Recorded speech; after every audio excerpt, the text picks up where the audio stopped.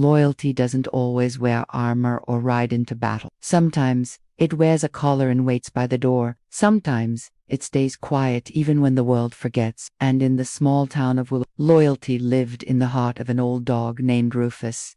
Rufus wasn't the kind of dog that turned heads. He was big, shaggy, and getting slow in his old age. His fur was more gray than brown now, and his bark had grown hoarse. But to Tom Fletcher, Rufus was everything. Tom was a retired carpenter who lived alone in a weathered cabin near the river. He had built that house with his own hands and raised a family inside it. But time, like the river, carried many things away. His wife had passed.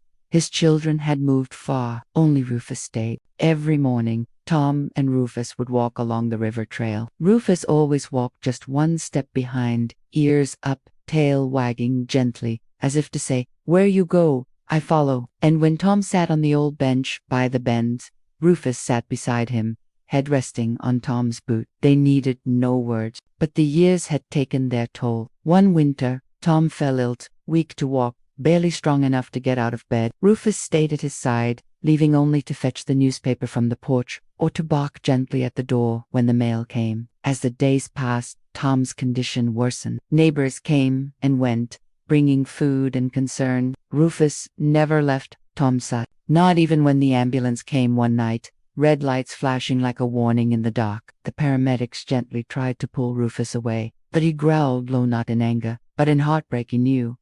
He felt that something was being taken from him. Tom was taken to the city hospital, far from Willow. He would never return home. Rufus waited, day after day. He sat on the porch, facing the bend in the road where the truck had disappeared with his master. He didn't eat much. He didn't play. He just waited.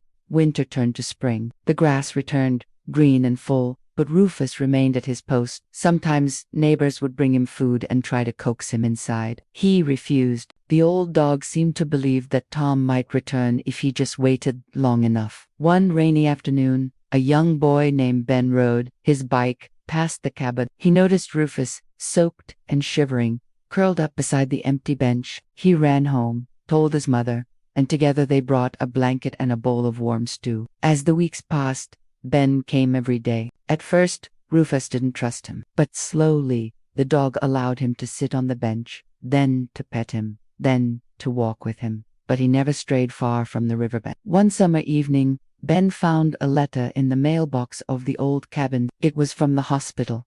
Tom Fletcher had passed peacefully, but before he died, he had written a note. "If you find this, please take care of Rufus. He's more than a dog. He's family. He's my shadow, my memory, my soul." Ben's mother wept when she read it. That evening, they took Rufus home with them. Rufus didn't forget Tom, but over time, he learned to sleep again, to walk again, to trust. And every week, Ben would take him back to the riverbend, where they'd sit quietly on the bench. Rufus would lift his nose to the wind, as if searching the air for a familiar scent. He never howled. He never cried. He just remembered. And in the quiet way only dogs can, he loved again. Loyalty isn't loud. It doesn't ask for attention. It waits, endures, remembers. And where the river bends and will, a boy and a dog sat side by side, one remembering, one learning again, both keeping the promise of love that never fades.